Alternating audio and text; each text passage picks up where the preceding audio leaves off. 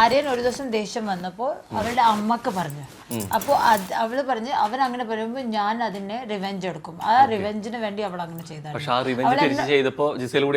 അവൾ എന്നോട് പറഞ്ഞു നിനക്ക് എനിക്കൊന്നുമില്ല, പക്ഷെ ഇവനെ എനിക്ക് എടുക്കണമായിരുന്നു. ഒന്നുമില്ല, ഒരു പെൺകുട്ടിക്ക് എന്നോട് പ്രത്യേകത ഇഷ്ടം, അത്രയല്ലേ ഉള്ളൂ. വേറെ എന്ത് ചെയ്യാൻ പറ്റും? എന്നോട് ഇങ്ങനെ വന്നിട്ട് പറഞ്ഞുകൊണ്ടിരുന്നാൽ എനിക്ക് എന്താ റിപ്ലൈ തരാൻ പറ്റും? ഐ ലവ് എന്ന് പറയാൻ പറ്റുമോ? ഇല്ല. ദേഷ്യം പിടിക്കും, പക്ഷെ ഞാൻ ദേഷ്യം കൺട്രോൾ ചെയ്ത് മാക്സിമം ഒഴിവാക്കാൻ നോക്കി സിറ്റുവേഷൻ. ശരിക്കും അങ്ങനെ വന്ന സമയത്ത് നിന്ന് എന്ത് റിപ്ലൈ തോന്നി? ചില സമയത്ത് നമ്മൾ പറയാൻ ഉള്ളിൽ എന്ത് പറഞ്ഞപ്പോഴാണ്, ഏത് വാക്ക് പറഞ്ഞപ്പോഴാണ്? അനുമോൾ പറഞ്ഞ സമയത്ത് എന്ത് പറഞ്ഞു? പൊതുപ്പിനിടയിൽ ഞാൻ കണ്ടു എന്ന് പറഞ്ഞ അപ്പോ ആ സമയത്ത് തോന്നുന്നത് ദേഷ്യമാണ്. നമുക്ക് സംസാരിക്കാനുണ്ടെങ്കിലും ചിലപ്പോഴും സ്റ്റക്കായി പോകുന്ന കുറെ മൊമെന്റ് ഉണ്ടായിരിക്കുമല്ലോ. ഇതെന്താ നടക്കുന്നത് ഇവിടെ എന്നുള്ള തോന്നല്ലേ? അപ്പൊ ആ സമയത്ത് അങ്ങനെ സ്റ്റക്കായിരുന്നു. പറഞ്ഞപ്പോൾ സ്റ്റക്കായില്ല, പക്ഷെ നല്ല ഉറച്ചിരുന്ന് പറഞ്ഞു. ലൈക്ക് ഞാൻ എന്ത് കണ്ടു, ഞാൻ കണ്ടു എന്ന് പറഞ്ഞപ്പോൾ ഞാൻ ചോദിച്ചു, അയ്യോ പ്രേക്ഷകരെ നിങ്ങൾ ഇങ്ങനെ പൊട്ടനാക്കല്ലേ. ഒരു കോൺഫിഡൻസ് വേണം, ഒരു കോൺഫിഡൻസ്. അപ്പൊ ഞാൻ ദേഷ്യം പിടിച്ചു. ഞാൻ അനു നീ കണ്ടിട്ടില്ല, നീ എന്റെ ജീവിതം നശിക്കലിനാനു. ആ ഒരു സീനിൽ ഞാനും കുറച്ച് ഓറൊക്കെ എന്നോട് പറഞ്ഞായിരുന്നു ഇങ്ങനത്തെ കാര്യങ്ങൾ പറഞ്ഞാൽ ജീവൻ നശിക്കും. ഞാൻ എന്റെ ജീവനൊന്നും നശിക്കും. എനിക്ക് മലയാളി പ്രേക്ഷകരുടെ ഒരു മൈൻഡ് സെറ്റ് അറിയില്ലല്ലോ, ഇങ്ങനെ ഇവരെ എടുക്കും ഇങ്ങനെ ഒരു സിറ്റുവേഷൻ. പൊതുപ്പിനിടയിൽ 2 കുട്ടികൾ എന്ത് ചെയ്തു എന്ന് പറഞ്ഞപ്പോൾ എനിക്ക് പേടിയായി. പക്ഷെ ഞാനൊന്നും ചെയ്തിട്ടില്ല, എനിക്ക് അതിന് ഉറപ്പുണ്ടായിരുന്നു. ഞാൻ പറഞ്ഞു ക്യാമറയിൽ വന്നിട്ട് ബിഗ് ബോസ് അത് ഉണ്ടെങ്കിൽ കാണിക്കണം, ബിഗ് ബോസ് അത് കാണിക്കണം. ശരിക്കും മലയാള പ്രേക്ഷകരെ അറിയുന്നില്ല എന്ന് പറഞ്ഞപ്പോൾ തന്നെ ശരിക്കും എവിടെയെങ്കിലും ഒരു കൺഫ്യൂഷൻ ഉണ്ടായിരുന്നു? പ്രേക്ഷകർക്ക് ഇഷ്ടപ്പെടുന്ന ഒരു സംഭവം ആയിരിക്കുമോ, അല്ലെങ്കിൽ അങ്ങനെ തോന്നിയിട്ടുണ്ട്? എനിക്ക് അങ്ങനെ പോലത്തെ കണ്ടന്റ് പുറത്ത് കൊടുക്കാൻ ഒരു താല്പര്യമില്ല. ഇത് ആരെയില്ലെങ്കിൽ തെറ്റിദ്ധരിപ്പിച്ചിട്ട് ജയിച്ചിട്ട് അങ്ങനെ എനിക്ക് ഷോ ചെയ്യിക്കണ്ട. ഞാൻ ചെയ്ത കാര്യങ്ങളാണെങ്കിൽ കാണിച്ചോ, ചെയ്യാത്ത കാര്യങ്ങൾ കാണിക്കരുത്. ചെയ്യാത്ത കാര്യങ്ങൾ നിങ്ങൾ വെറുതെ പറഞ്ഞുകൊണ്ടെന്നാൽ it's spreading rumours, spreading shit. പിന്നെ അത് കഴിഞ്ഞിട്ടാണ് ഞങ്ങളുടെ ഫ്രണ്ട്ഷിപ്പ് ഇച്ചിരി കൂടി ബോണ്ടായത്. സെയിം ട്രോമ എന്ന് പോയി. ഇവിടെ പറഞ്ഞു നിങ്ങൾ, അപ്പോൾ ആ സങ്കടം ഞങ്ങൾ രണ്ടുപേർക്കേ മനസ്സിലാകാൻ പറ്റത്തുള്ളൂ. അപ്പോൾ അത് കഴിഞ്ഞിട്ടാണ് ഞങ്ങൾ ഇച്ചിരി കൂടി ഫ്രണ്ട്ഷിപ്പ് ഞങ്ങളുടെ ഇങ്ങനെ ആയപ്പോൾ. അതിനൊരു കാരണമായി ആക്ച്വലി അനുമോൾ എന്ന് വേണമെങ്കിൽ പറയാം. ഞങ്ങൾ എപ്പോഴും ഈ കാര്യം പറയും, അവളല്ലായിരുന്നെങ്കിൽ നമ്മൾ അത്ര ബെസ്റ്റ് ഫ്രണ്ട്സ് ആവില്ല, ഞങ്ങൾ ഒരു സ്ഥാനമില്ല. അത് കഴിഞ്ഞിട്ട് ഞങ്ങൾ ഇച്ചിരി കൂടി കെയർ ചെയ്യാൻ തുടങ്ങി, അങ്ങനെ ആയി. നിങ്ങൾ രണ്ടുപേരും ഇരിക്കുന്നതുകൊണ്ട് തന്നെ ഇപ്പൊ ബേബി ഹൗസിലെ ഒപ്പം ഉണ്ടായിരുന്ന ആരെങ്കിലും വീഡിയോ കോൾ ചെയ്യാൻ പറഞ്ഞാൽ വിളിക്കാൻ ഫസ്റ്റ് വരുന്ന ഒരു ഓപ്ഷൻ ആരായിരിക്കും ഇപ്പൊ ഈ വർഷത്തെ? ഇപ്പൊ നിങ്ങൾക്ക് ഒപ്പം കോൾ ചെയ്യാൻ പറഞ്ഞാൽ റെന ഫാത്തിമാനെ വീഡിയോ കോൾ ചെയ്യാൻ പറ്റുന്ന ചെയ്യണോ? അവളുടെ ബോയ് ഫ്രണ്ട് കാണാൻ എന്താ? അല്ല, അവൻ സ്വീറ്റ് ആണ്, ഞാൻ ചെയ്യാം. നോക്കാം, റേഞ്ച് ഉണ്ടോ ഇല്ലെന്ന് അറിയില്ല. I can't even see her.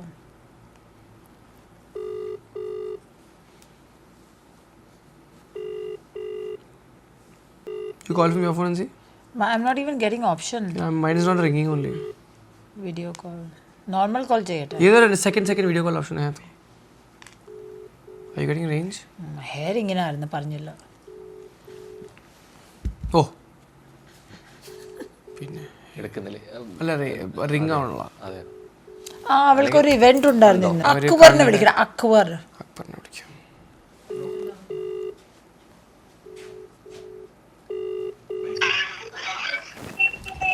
Akbar ഉണ്ടോ? അക്ബർ എന്തിയെ? Also Adil and Noora. I tried calling range ഇല്ലെന്ന് പറ. Happy birthday. എടാ ഞങ്ങൾ വൈകി പോയിടാ, ലേറ്റ് ആയി പോയി. ഇവിടുന്ന് ഇപ്പൊ ഇറങ്ങാൻ പോണേ ഉള്ളൂ. അല്ല വരുന്നുണ്ടോ? We are going to come. നടക്കുന്നുണ്ടല്ലോ. വാ വരുന്നു. ഓ ബിന്നെ. Hello Noora, happiest birthday.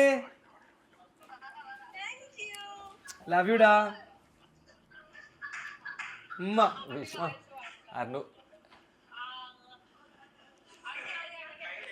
ആ ലേഡീസ് വാഷ്റൂം അതിലും കയറിക്കും വീഡിയോ.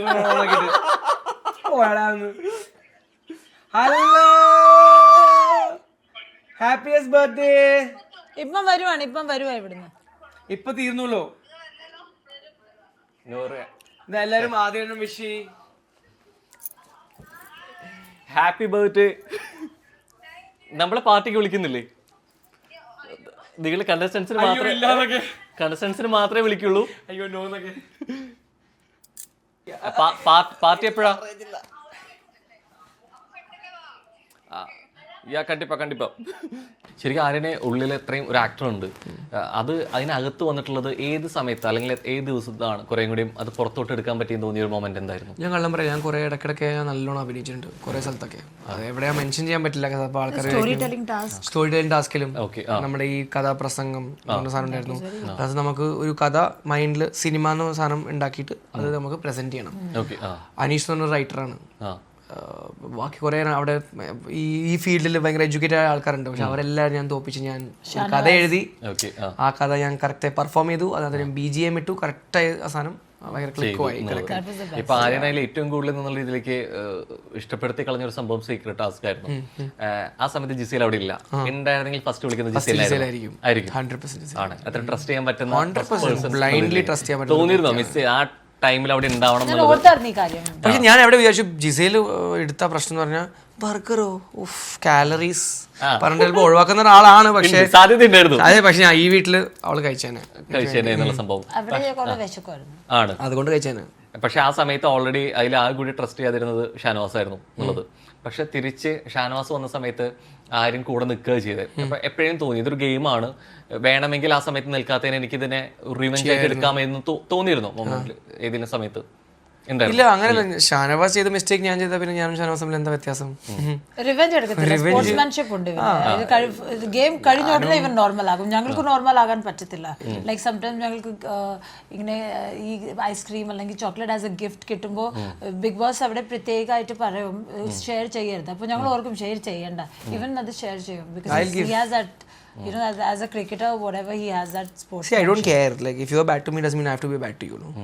ആൾക്കാർ നന്മക്കാട് കളിച്ചുകൊണ്ടിരിക്കുക. നന്മക്കാട് ഞാൻ എന്താ ഈ നന്മക്കാട്? ഫുഡ് എക്സ്ട്രാ ഞാൻ തരും. പിന്നെ നീ കൊടുത്ത പണി ഞാൻ തിരിച്ച് നിനക്ക് സെയിം സാധനം പണി തന്നാൽ ഞാനും നീ തമ്മിൽ എന്താ വ്യത്യാസം?